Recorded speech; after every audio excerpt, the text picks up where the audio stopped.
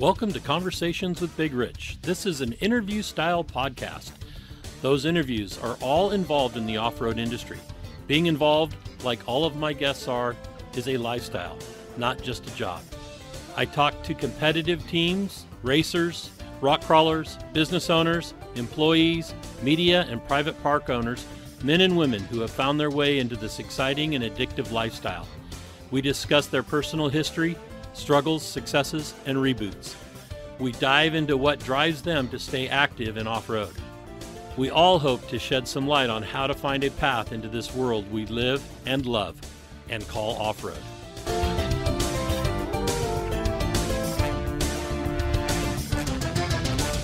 Whether you're crawling the Red Rocks of Moab or hauling your toys to the trail, Maxxis has the tires you can trust for performance and durability. 4 wheels or 2. Maxxis tires are the choice of champions because they know that whether for work or play, for fun or competition, Maxxis tires deliver. Choose Maxxis. Tread victoriously.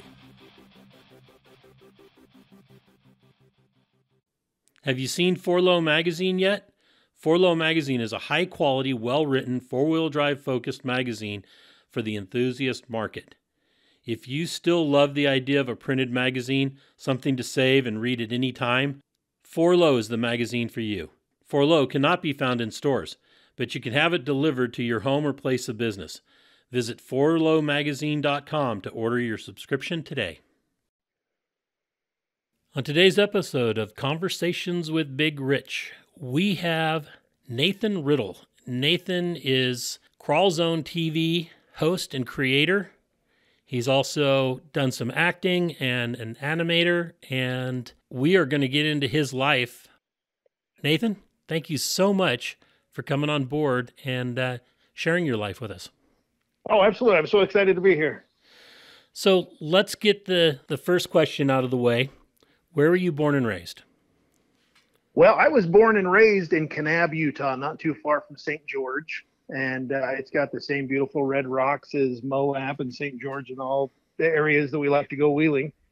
And that's kind of, that's where I grew up. And in the time, it was called Little Hollywood. All the old Westerns were filmed around that area. And so it's kind of a really fun place, eclectic place to grow up.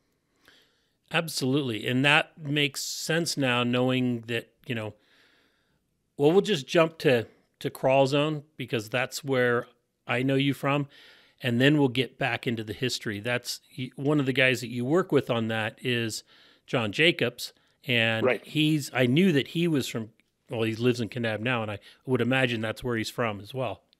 Yep, absolutely. We grew up as buddies together. We've been friends since the 5th grade, and so yeah, that really, I guess, is the initial catalyst, being buddies, and then all of a sudden seeing an opportunity to do something fun. It's kind of how things got started. Well, cool. So let's talk a little bit about Crawl Zone first. And then like I said, then we'll get into your life and how you got to Crawl Zone. Crawl Zone is an internet-based TV show. Is that correct? That is right. Yeah. Crawl Zone is, it's an off-road adventure show. And it was kind of just as YouTube was starting. At the time, there were no such thing as big creators yet. And so, my goal was to create a television show on the internet, not necessarily like a YouTube channel, and which I would do things a lot differently today, the way YouTube goes. Well, that makes sense. Some of the stuff that, and the people that have so many followers in off-road from YouTube are not necessarily creating, but just showing what other people have put up. Right. But you guys created the show, and what was the original concept behind it? Well, the original concept was we wanted to do a kind of a news magazine style show, like you might see on TV. And one day, John Jacobs, he called me. He knew I was doing some film stuff, and he's like, "Hey, I've got an idea." And I'm like, "Well, everybody's got an idea." And we giggled for a minute, but he's like, "No, hear me out." And he and Vic Bunnis had just started rock crawling, and I believe they had just started doing some wee rock. And he's like, "Dude, this is awesome. We've got to do a show." And I'm like, "Okay." And we looked into it, and I'm like, "Yeah, this is awesome." And so we jumped in and started filming, and it took off from there. Do you remember what your first show was? It at one of the events? No, our very first episode was what was it back then? A Crawl Fest that has evolved into the Winter 4x4 Jamboree over the years now. But we went to that one, and that's where we met some of our first company partners. We had Rebel Off-Road, and we had Larry McRae, a Poison Spider, and those guys that saw us running around with cameras, and we met up with them. But that was our first event that we filmed. But interesting enough, almost all the footage from that actually got lost. And so we filmed and then got home and didn't have backups or something, and boom, it was gone. But then the next one after that was 2011's King of the Hammers, was kind of the first big video that we were able to put out. Okay. And that makes sense because what is Winterfest now, or whatever it is, there in St. George, Hurricane, it is, or Sand Hollow, I should say. It actually has a name now. Right. It was, that's a January event. And then KOH is, of course, February event. And then We Rock doesn't get started until March. Right. So that absolutely makes sense. And what was that like going down to that KOH? That was 2011, correct?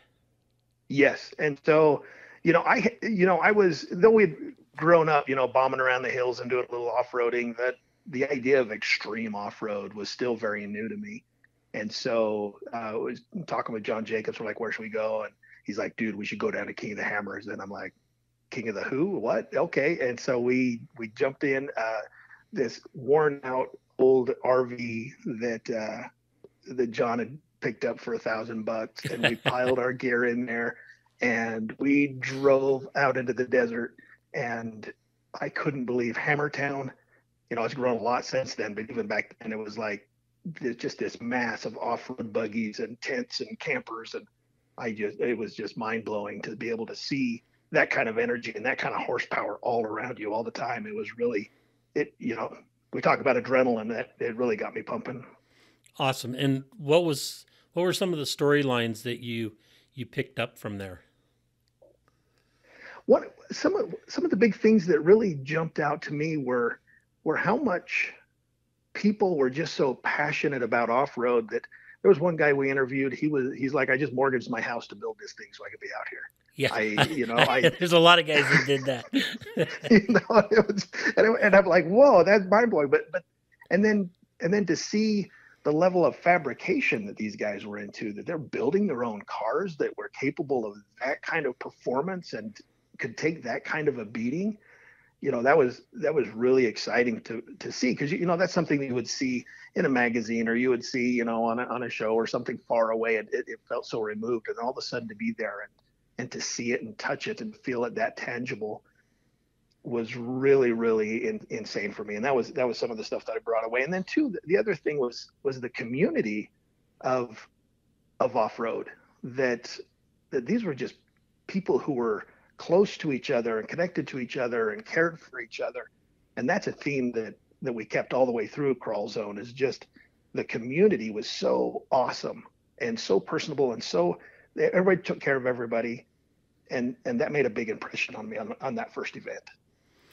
And who were some of the people that you featured in that first KOH?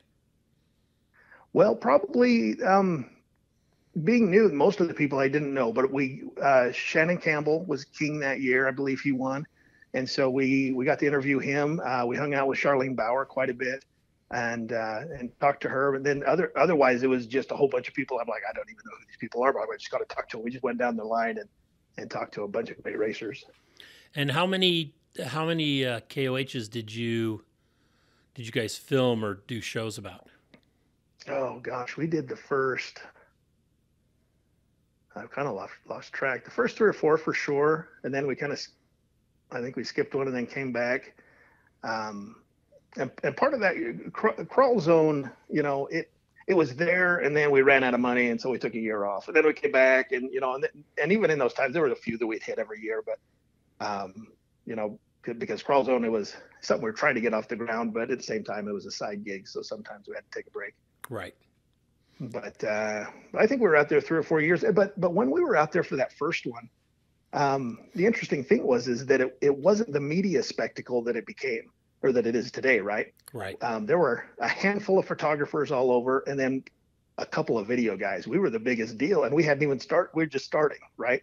And so we had the biggest cameras running around. And so the last King of the Hammers we went to, we walked up and we're like, oh, we need to get our media credentials. We forgot to put our request in early.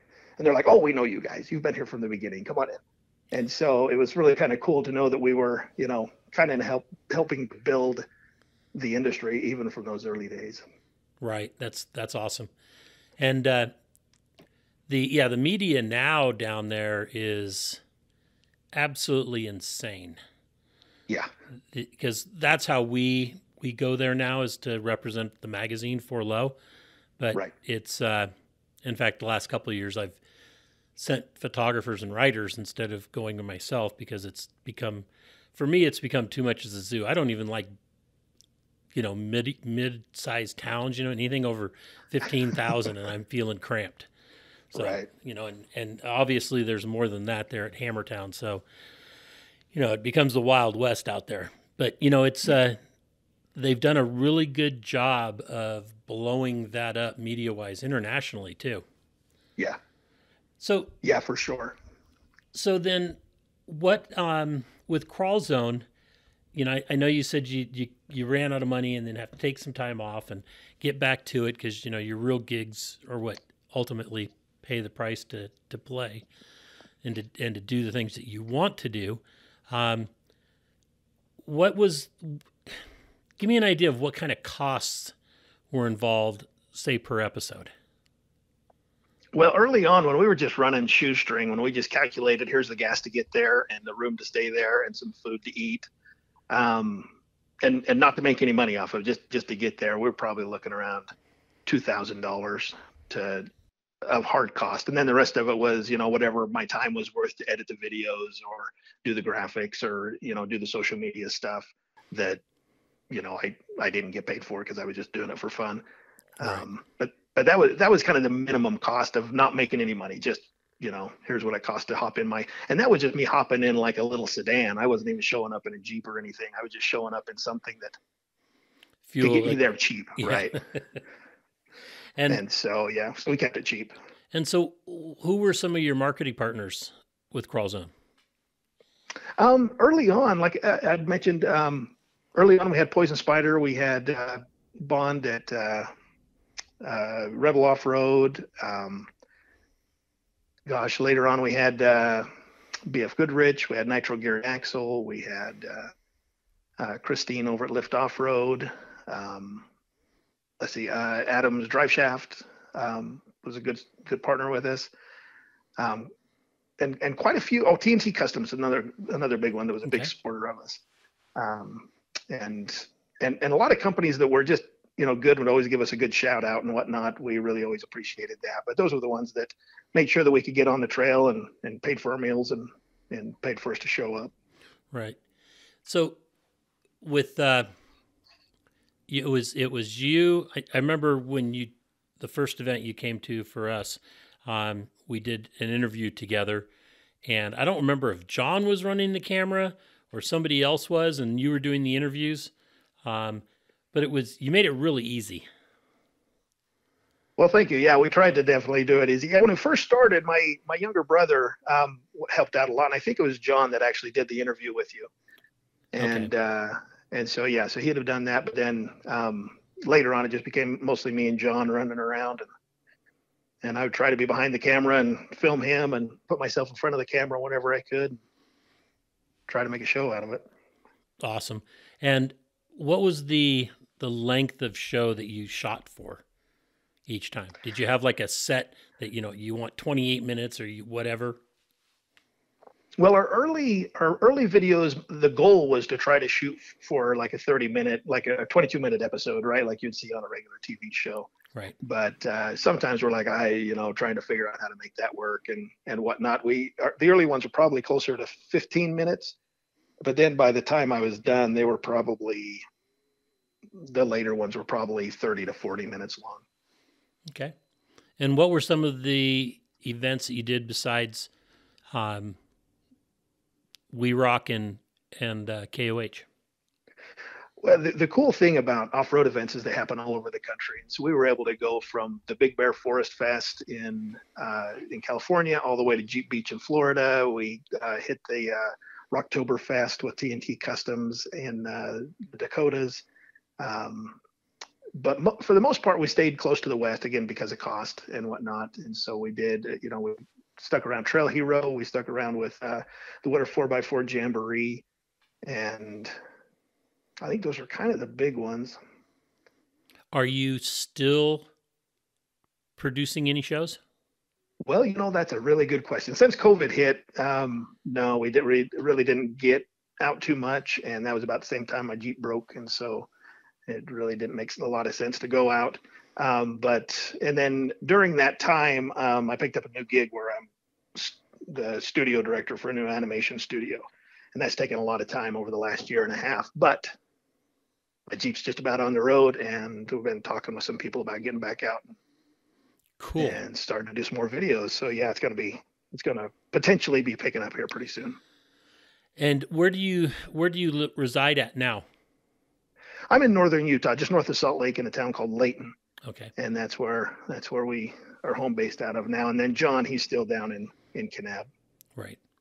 There's so much wheeling going on down in Sand Hollow that, if you get back into it, going out there and getting, those really hardcore guys, a lot of them are competitors, but there's a lot of, rock crawling competitors at We Rock. Right.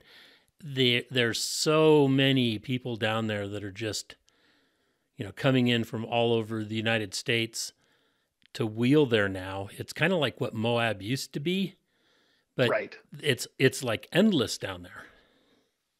Yeah, it's crazy. I love that area down there, but it is changed. From when we first started filming, being close to home down there, that was one of our favorite places to go and film. And a lot of the trails, we did the videos on, and so every time we go do an event, we'd take on 3 or 4 different trails and do a video about it. And so a lot of people that go to wheel down there, kind of knows early on from our videos. But it's changed a lot to where it's almost too busy for me most of the time. And so I try to find when there's not a whole lot going on down there to go wheeling, because it's really a lot of buggies out there. Yeah. I can remember my first time down there. It wasn't even called Sand Hollow. It was just the Hurricane Dunes. Yeah. And, that was back in the late 90s, 90. Oh, right. 96 through 99 or somewhere around there, 97 to 2000. And then I moved out of Cedar. But right. we used to go down there with the clubs, Rebel Four-Wheel Drive Club out of St. George, and then the Color Country Four-Wheelers, which was the club that I was involved with heavily in Cedar City. And right. It was all about the sand. Right. We had the rocks of Cedar City that everybody went to play on. We didn't even, I don't remember looking at the rocks down there going, oh, I got to drive all this stuff. When we went down there, it was all about the sand, because there was no right. sand like that up in Cedar.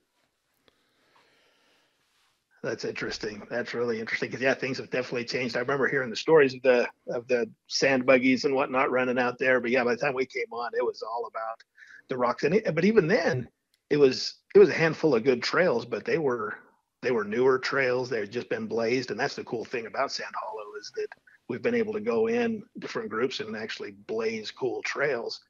But the number of trails that are down there's a lot more since we started, and so that's cool that there's more places to go. But again, it's drawn a lot of attention, and right, and it's become the new mecca. Yeah, it has.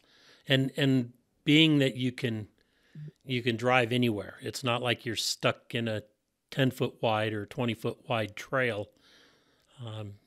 They still want people to to carry the tread lightly mantra with right. you, but they're not there's not like specific areas you can't go into. I mean, it's just, I don't know how many acres are, say 80,000 or something like that. I Right. forget what it is. Yeah. It's just crazy. Yeah. Yeah, it really is. And well, and that is the cool thing. Obviously, we want to take care of our trails and our land and whatnot, but yeah, to not be scared that if you get off the trail 2 feet that, somebody's going to come and tattle on you is really, really nice to know that you just go out there and will and have a good time. Right. And then, the community there, Hurricane is really, really backed all of that happening. Where, like with Moab now, the political climate there is, turning almost anti-motorized recreation, which is a shame because it is an iconic place as well. Absolutely. Well, and that off-road made Moab. All those trails that everybody likes to go, and the fact that anybody even knows to go out there to ride a bike or to go hike or any of that is because of off-roaders. Guys that went out there and blazed those original trails allowed us to be able to go and actually see what a beautiful place it was. True. And so it is a shame that it's being locked up, and the thing that made it amazing is being locked out. Yeah, and they're just trying to close everything down now. It's a shame. It really is. I hate to see, losing any opportunity to recreate in any way, and it really drives me nuts when people that use the outdoors to recreate try to keep it to themselves and lock others out. It's insane. Right. Yeah, and I wouldn't want off-roaders to do the same, to hikers or cyclists either. I think that we have the opportunity to truly share that and to build our community together. I agree. So besides just like the crawling and going to that, the KOH and stuff, did you guys do any other type of shows besides, the extreme off-road side of it? As far as crawl zone, you mean? Yeah. Yeah, we made sure that we were getting a balanced look at things. Obviously the hardcore buggy market, particularly at that time, was a fairly niche market, and so in order to reach a bigger market, we did kind of focus on kind of the Jeeps and going to places like Jeep Beach where there's no crawling at all. There's not even rocks out there. They had to make a man-made course in the middle of the Daytona Speedway and just drive along the beach and do some lighter things like that. And then we actually did a lot of stuff for a lot of the brands that we worked with. We did a lot of behind the scenes commercials or stuff for them and produced a lot of content for those guys. Cool. So yeah, we tried to do a little bit from mild to wild, as they say. Okay. So now let's jump back in and figure out how you got to that point and, to the filming and all that kind of stuff. And you'd mentioned that the job you're doing now. So when you're living down in Kanab and, it was a place where a lot of movies were filmed, or at least nearby there were filmed, that big Red Rock area. Yep. And everything, what drove you into that kind of media? Well, having grown up in Southern, let me back up a little bit there. Having grown up in Kanab, obviously we're all into outdoors and adventure, right? It's the great hiking. Every day after school, I'd go hike a little bit and come home. All summer long, I was always up hiking. When I got old enough to drive, we would take the old truck and go bombing around the dirt roads and whatnot. I got, my fair share of being stuck and having somebody come pull me out because I went someplace I shouldn't have. But, and so, just grew up just kind of with that kind of adventure, desire to get out there with just a gorgeous world that we have out there. And then on top of that, the ideas of missing out on Little Hollywood that, my mom and my dad would talk about, oh yeah, we used to see John Wayne, or we'd see the Rat Pack, or we'd see, all these different stars that would be in town while they were filming. And I don't know if I begrudged, but I was a little jealous that I didn't get to participate in that. And in high school, I got into theater and acting and performing, and used to do summer stock theater. We used to do the melodramas at the Old Barn Playhouse, and so I grew up with a flair for adventure, but also a a taste to be an entertainer, and always wanted to be, being other characters or pretending I was somebody else. And then I was, as I got older, went to college. That's when I got into animation, and kind of took me for a little bit completely away from everything that I thought I was into. And then while I was studying that, I was also studying independent film and was trying to be a filmmaker as well. And so I collected some cameras and started going around making things. And one of the things that when John called me up, I was actually working on a Western. I was like, I'm going to do this Western series because, growing up with the old Westerns. Right. And that's when John called me up and he's like, hey, I know you got this equipment. Let's do something. And my initial thought was, this sounds really cool. I could go in and I could fail at Crawl Zone, but it would teach me how to make films. Right. And so I looked at Crawl Zone as an opportunity to experiment and to learn, as an educational opportunity for myself at the onset. And then when I got in there and I started meeting the people and I started getting that adrenaline rush of being around all those epic machines, then things changed and turned into a 10-year run. That's awesome. That's get bit by that bug. You had the taste outdoors, living there. I can't imagine. I grew up in a city. Just on the peninsula, just south of San Francisco. We had San Francisco International there, and right. we had some wilder areas. The county parks and the redwoods, the coastal redwoods there, and everything. And right. I did the Boy Scout thing, and became an Eagle Scout and did a lot of backpacking in the Sierras and that kind of stuff, but not to where, you would walk out to the edge of your town and you'd be, what I would consider almost wilderness. And oh yeah. That must have been awesome. Oh, it was. Yeah. Cause Kanab at the time, I think the population was maybe 3,000. And so it was just tiny, and it would blow up in the summers because it was, in the middle of Bryce, Zion, the Grand Canyon, and all the parks. And so people, there were a lot of tourists that would come. And so I had a very eclectic youth because I'd, bump into people from all around the world. But then, like you say, at the same time, I could walk 5 minutes and be up a red cliff somewhere. And so it really was a magical time to be a kid. And what was school like? It was, I would imagine, if there's only 3,000 or so people in town, the school was fairly small. Although it is Utah, families are a little bit bigger. So what was that like?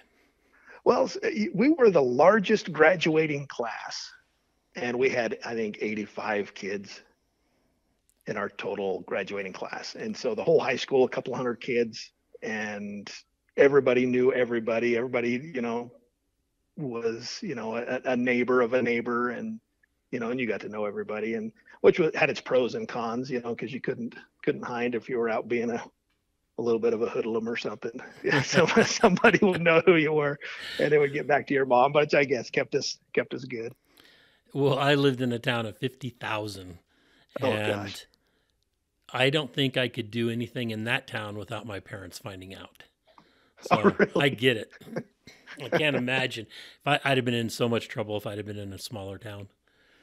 Right. Because at least there we could, if once we got over the border of our town and into the other cities, we were kind of anonymous at that point. Right. Where you guys, you had Fredonia, but then the next closest thing is what, Page or Colorado City?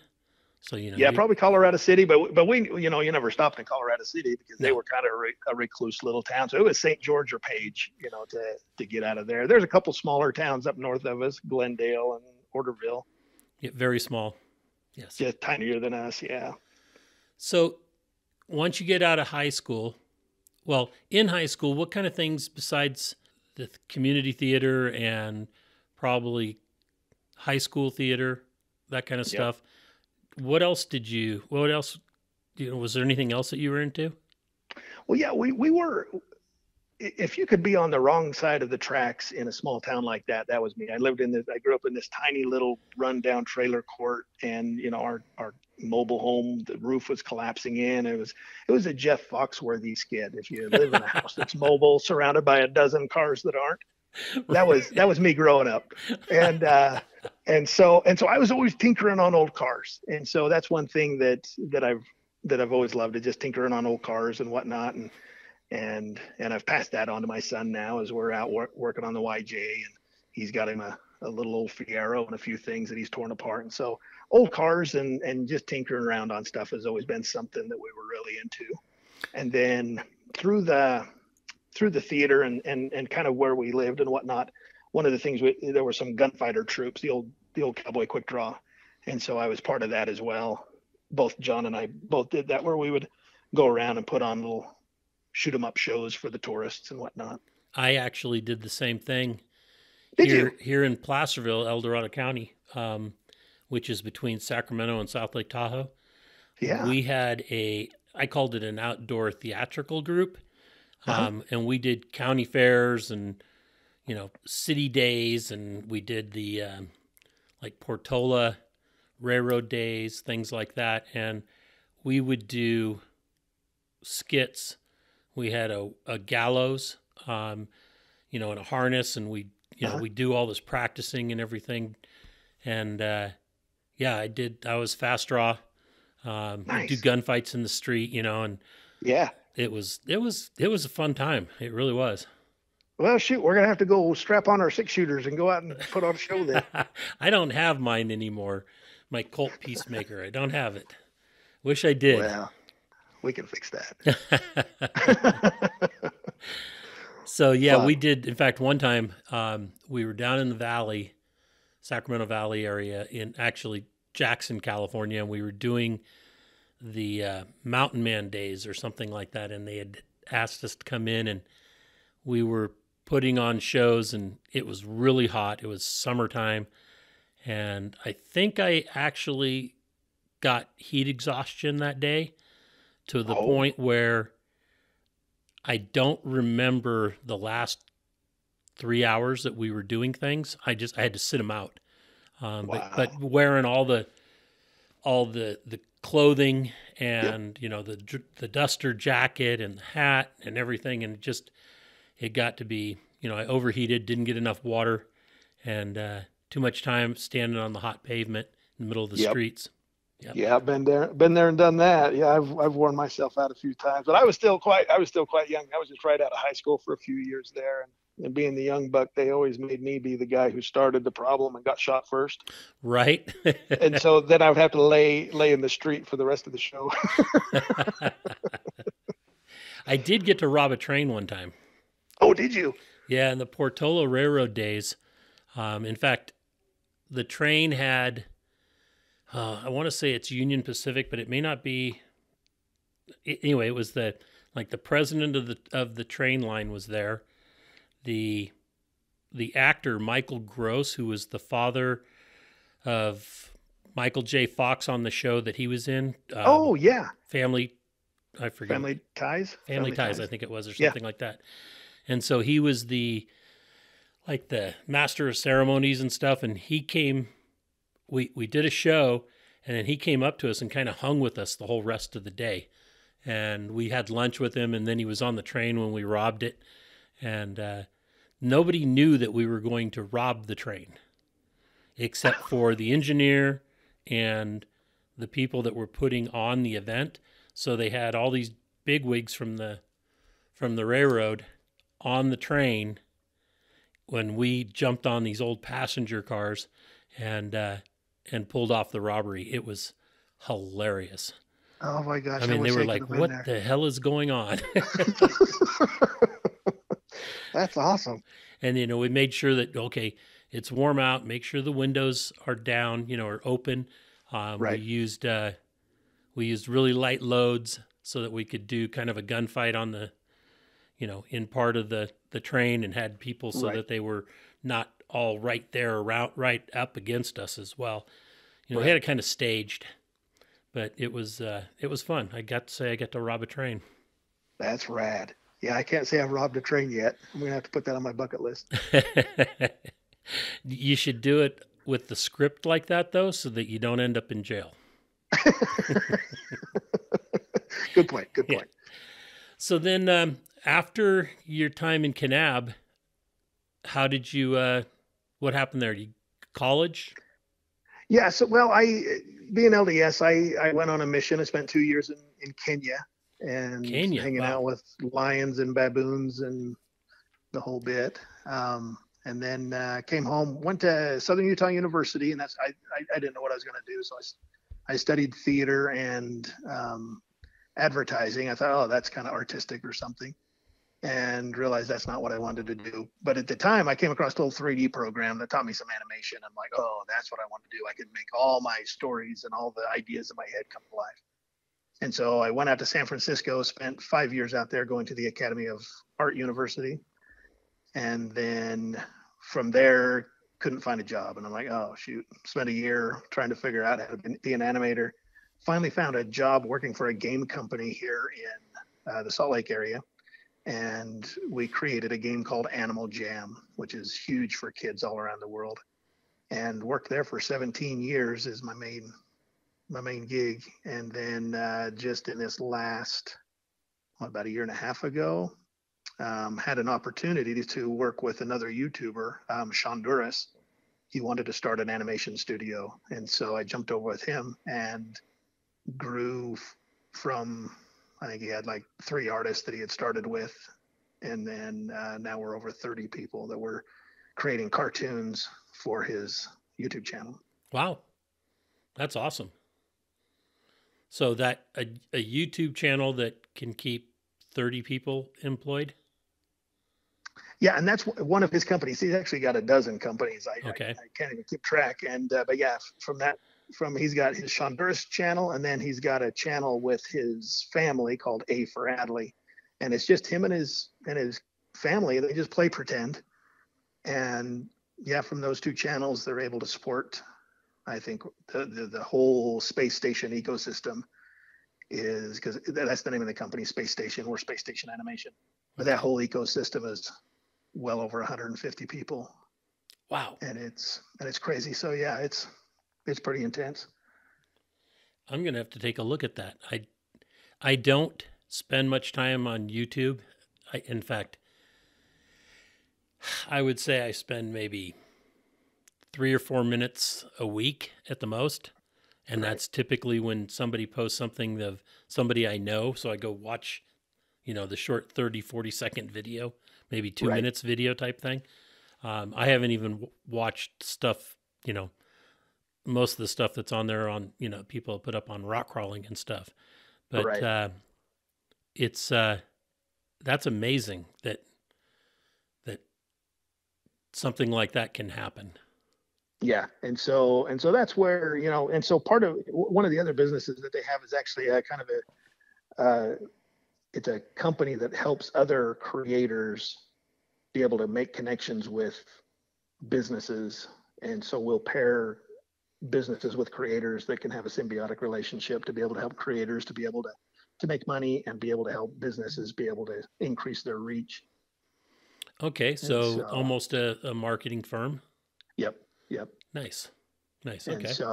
And so anyway, that's where, so that's what I've done stepping away from Crawl Zone for a little bit, with the pandemic and everything. I wasn't getting out. And so animation kind of went on, and then this opportunity came up, and that's kind of taken my whole focus for the last year and a half. But over the last little bit, I've noticed that I've been sitting at a desk too much and my arms are starting to go numb. And so my goal this next year is to get back out on the trail. And I don't know how to be on the trail without a camera. So I assume that there'll be some videos starting to show up. Excellent. Well, let me know when that happens so I can share them and help that in any way I can. I appreciate that. Yeah. So then you mentioned your son and family. Talk about them a little bit. Yeah, so being an entertainer, that just kind of bled into the family. My oldest daughter, she got into theater and performing, and my son, he came on every adventure with us because who's going to go on an adventure without their kid? And so but they're all growing up now. My oldest is, gosh, she's 22, 21. I don't know. Anyway, she's married and moved on. And Matt just graduated from high school this last year, and he's getting into mechanics and building stuff. And he and I have been working on the YJ, trying to get it ready to get back out on the trail. And then my youngest daughter, she's still getting ready to go into high school, and she's an artist like her dad, so she's planning to be an animator. And she goes by Adventure Girl when we go out on the trail. She helps me film some stuff. Excellent. And so your kids are pretty well spaced. Yeah, we didn't want to overdo it. You didn't want a basketball team or a football team, huh? No, we wanted to make sure we didn't kill the first one before the second one came around. Make sure we knew what we were doing. That's good. And how long have you been married? Oh, gosh, over 25 years, 26 years, almost 26 years, I think. Nice. And what is on the horizon, you think? Well, that's a very good question. Obviously, being, running an animation studio takes a lot. And so that's, something that's been a passion of mine for a long time. So that'll keep going. But John and I have talked quite a bit over the last little bit of what we'd like to do with Crawl Zone. The thing that really started hurting Crawl Zone at the end is that we had designed it as a news magazine. But with YouTube and with cell phones, it wasn't very long before we realized that by the time we got a really polished video done, that the news was old, right? Everybody had already shared their video from their phone, and everybody was already looking towards the next thing, and we just weren't fast enough at the level of production that we were trying to put into it. Right. And so that really made us really need to rethink what kind of a show we're doing. And so I think, over this next year, we're going to play around with just more family adventure, kind of YouTube style videos that seem to do well. But to be able to be a little bit more authentic rather than going and trying to tell the news of the event or getting an interview of somebody like we've done in the past, it'll be a lot more of an authentic experience of just going out, wheeling and having a good time. And so that's the plan for this next year, I think. I think that's really, really popular. I became really aware of people people following what we were doing when I got back from Japan. Uh-huh. Because we were posting videos, we were posting a lot of photos, and we went to SEMA, and some business owners that I had no idea were following me on Facebook were like, or Instagram, it was like, wow, really enjoy watching what you guys do. You're living the life. You're doing right. And I'm like, wow, I didn't think of that. I mean, I was posting stuff so that I would have the memories, and that some of my closest friends would maybe see what we were doing and understood where we were at, or family or something. And I didn't realize that just acquaintances or people that I'd never met would actually be following what we were doing. And it was right. Because we were doing something that they didn't get a chance to do. And, off-road is what created that for us. I mean, when we went to Australia, it was there for We Rock Australia. We went to Japan, it was because of We Rock Japan in an event. And so it's, when we went to Costa Rica, that was just a friend inviting us down. But then I got to wheel down there, right. And so, we try to do that everywhere we go. When we went to the Big Island of Hawaii, we hooked up with the local club there, and one of the guys that was in the club and has a business there. And, he took us all around the Big Island to places that they wheel. So it's been a great ride doing that, but people wanting to experience, a lot of people want to experience it firsthand, be there themselves. And the younger generation are doing that. But the group that, like my age, or even, from say 50 up, that hasn't had the ability to travel, they want to see what other people are doing. Right. And I think that's a good, people want to share your experiences. I guess is the best way to put it. Yeah, that's what we've kind of noticed too, is that having that authentic come along, come hang out with us, and we'll show you what we're doing, and it almost makes it feel like they're there with you. And that's definitely what we want to do, is create more of an experience for people to enjoy, like you say, who can't get out, or who would like to get out but don't know how to get in, don't know what that bar of entry is and whatnot, and to be able to show, hey, it's not so hard. We can go out, we can wheel, we can have a good time and bond together. Right. And that's kind of the next step for us, is that now that we're pulling back from having to be day to day at the events, the competitive events, it's giving us the opportunity to do more social stuff. And so one of the things that I want to do is put on social runs that will take people on experiences and give them that experience of being out with others. And so I'll need to talk to you about that, because I think we can work together on some of that, and maybe be able to create content for both of us. Right. No, actually, that's a good. I would love to work with you on something like that, because it's something that we've actually talked about as well, trying to figure out how to make the adventures not just going to cover an event or just a couple of us wheeling, but doing something where you're providing an experience for whoever wants to come along, right? Like you're saying. Yeah. And so, let's chat. I would love to see if there's an opportunity there. Yep. And that's, people want to go, they want those experiences. They want to do that, but so many of them have never done anything like that. They don't necessarily want to do it alone.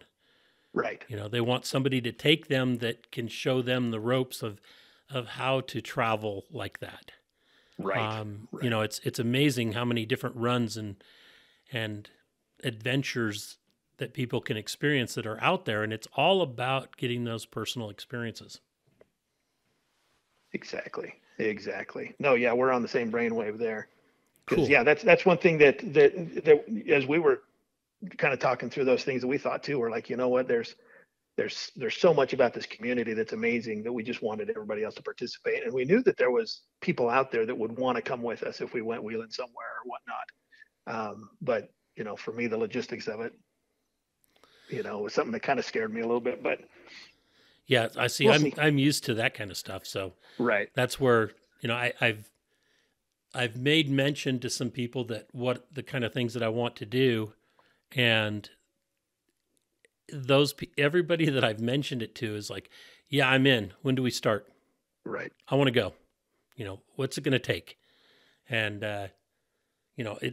right now they're going to be based around the Raptor pickups. Right.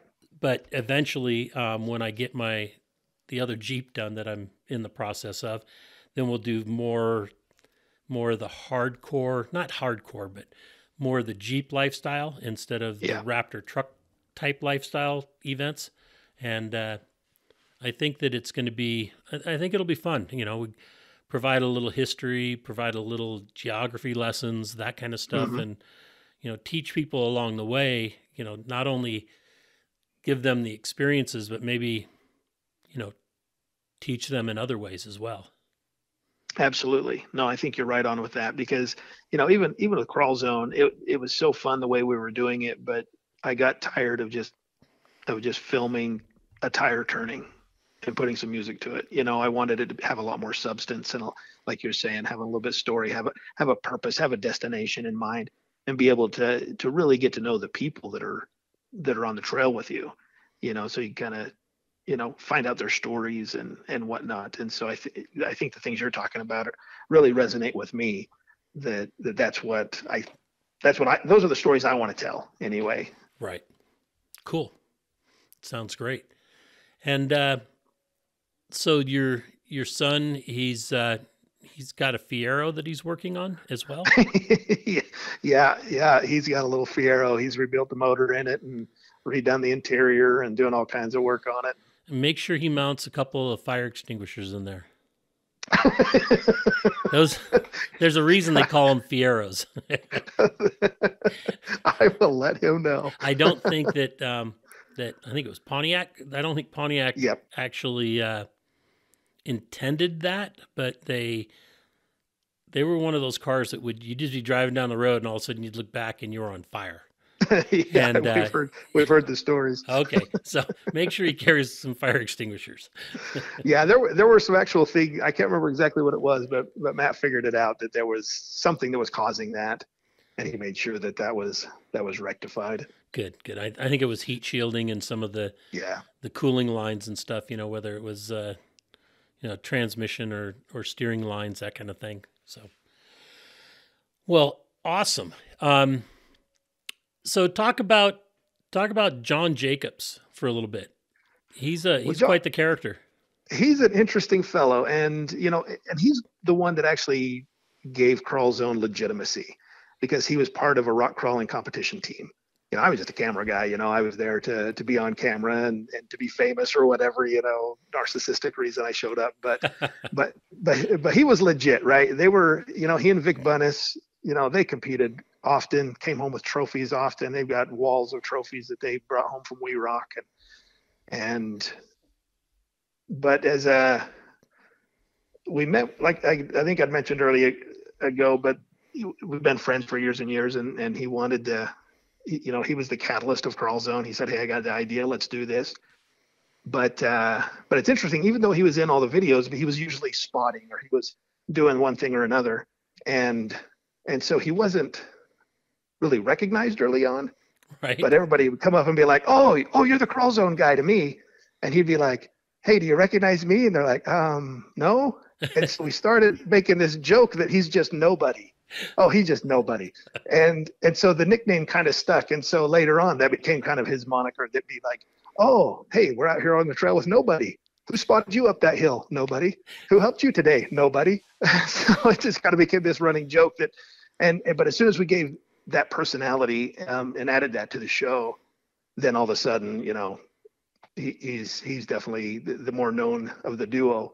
And it just added a lot of fun to what we were doing. But he really is just one of the givingest people that you'll ever meet. If there's anybody stuck on a trail, we'll stop and we won't go home until it's done. And he'll be right underneath there fixing whatever needs to be fixed. And we'll give a shirt off his back to be there for you. And I'm just really glad that he's my buddy. And you said you guys were friends from like 5 years old or fifth grade or something? From the fifth grade. Yeah. He used to live in Fredonia, which is just a little tiny spot in a road town next to Kanab. And so he moved up to Kanab when he was in the fifth grade, and we just kind of hit it off. We were kind of the same socioeconomic level of poor, and both liked old cars and fixing things, and we were both into gunfighting and theater and just all the same things. And so we just hit it off really well and have always been friends, have stayed friends, and our families are still really close. Even now, they're probably as close as brothers, right? Our families hang out and our kids feel like they're cousins. And so it's been really awesome to be able to, and I really think that was probably the best thing about Crawl Zone, is being able to get out on the trail, not only just to meet other people, but just the bond that a couple of buddies can have, spend that kind of time together doing what they love. Right. And that's off-road. Yeah. I mean, it's amazing what the friendships that have come out of off-road, that if one of the things that we've always tried to do is to learn about the drivers and the teams that are out there coming out to us, because there's so many ways that we can hook people together just because of what they do or what they need. And it could be across the country. We've had some friends that they lived in Southern California. They had a house in Colorado Springs, and they were unhappy with their real estate management company because it was a rental that they had until they were going to retire. And they were like, "Man, we really got to find somebody for this." And Shelly's like, "Really? Because I have a friend that does this. Here's the name and number." And next thing you know, they were working together and became friends. And it's really great just seeing all that kind of stuff happen and come together when it never would have. Right. And being and being able to help facilitate that is what I've always strived for. Absolutely. And really over the last couple of years, that's what I've missed the most of, not getting out there. Cause I'm like, whatever, you got a Jeep, you can go wheeling or whatever. But to think of doing that alone, it's going and being with people and making new friends and taking care of one another. That's the thing that I miss the most. And I'm looking forward to getting back into over this next year. Yeah. I was just sitting up at a little place outside of Georgetown called Uncle Tom's Cabin. It's an old way station, and they've got a beer bar there, and it's a campground. And I was sitting there talking to the guy that was running the bar at the time, a friend of mine that I've done an interview with, Rance, and some people came in, 2 Jeeps, 4 people, husbands and wives, and they sit down and they were asking about more of the history.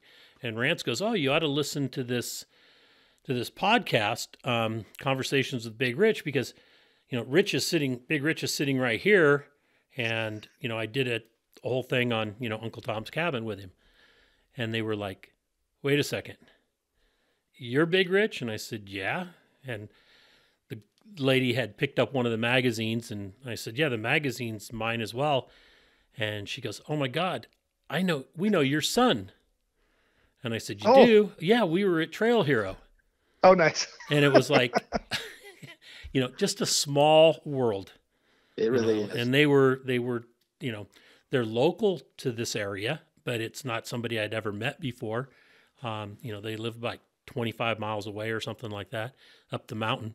But, we just met out in the middle of nowhere at a little, old way station that, and it was because of wheeling. Right. Yeah. Right. Well, that's cool. The thing. You see a Jeep pull up, and you immediately have something that you've got an experience that you can share that will open up the doors to get to meet new people. And that's one of the things I do. I carry magazines in the truck or in the Jeep, depending on what we're driving. Right. Primarily, it's been the Jeep or the truck the last couple of years. The Jeep's been relegated to just off road until we get the V8 Jeep built. But I carry magazines, and every time I see a Jeep that has a window down, or it's during the summer and they don't have a top on or something like that, I'll throw a magazine on the seat. Nice. I know they come out of the store or wherever that's at, and they're like, "The hell did this come from?" But guerrilla marketing, I guess. Yeah, for sure. Well, you got to get it out there one way, but at the same time, it's something that they're going to appreciate because you know who they are to some extent because of those telltale signs. Yeah, if it's bone stock, street tires on it, I don't bother. Right. Because that means the person is just driving it because it's an SUV. If they've got larger tires on it or any kind of modification, then I know, okay, there's somebody that wants to go wheeling if they're not already. Right. Well, great. Is there anything that we haven't touched on that you want to talk about? Oh gosh, I think that's probably the most of it there, just kind of touching on, kind of where it started and where it went and where it's going. And I can tell you, it was just a blast of a ride. Crawl Zone was fun in that it was never a job, I guess. It was always just for fun. But boy, I'm jonesing to get back out. Right. I was the same way with rock crawling. It was a passion, and it's still a passion. It just became a job. Right. Or it's not a task. It was something I wanted to do, but I was having, I just physically couldn't do what I was doing, 5 years before. Right. And so, getting the partner, Jake Good, out there and him running the day-to-day stuff and freeing us up to do other things is really a godsend. And, it's got me excited again about other aspects of off-road. So right on. I'll give you a call with what I have, with what I have in mind on what we are going to do next. Okay. Yeah, absolutely. I'd love to chat with you more about it and see if, like I say, see if there's an opportunity there. All right. Sounds good. Well, Nathan, thank you for coming on and spending some time with us and talking about your history and Crawl Zone and your friendships, and we appreciate that. Right on. Well, thanks for inviting me on the podcast. I'm really excited. As soon as I saw you start the podcast, gosh, I don't know how long have you been doing this? It's been a while now. We will release on Thursday 139 episodes. Dang. So that's however many, 52 weeks. So we're about 2.5 years. Somewhere around there. Dang. Yeah. Well, I remember when that's crazy that it's gone by that fast. Because I remember when you first started posting them up, and I'm like, oh, dang, that's cool.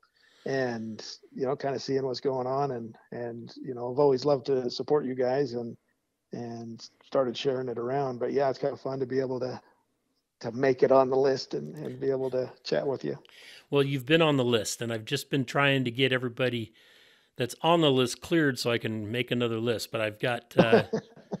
I started off with, my list says 50 interviews, and I got 138. Yours is 140th interview I've done. Right on. There are at least another 140 to 200 names on my list, and every week I keep adding more to it because like conversations with ours. Right. And so it's.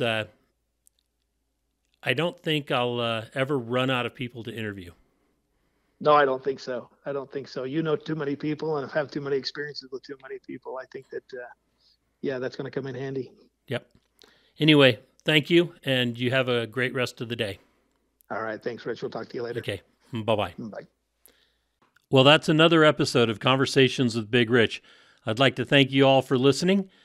If you could do us a favor and leave us a review on any podcast service that you happen to be listening on, or send us an email or a text message or a Facebook message, and let me know any ideas that you have, or if there's anybody that you have that you think would be a great guest, please forward the contact information to me so that we can try to get them on.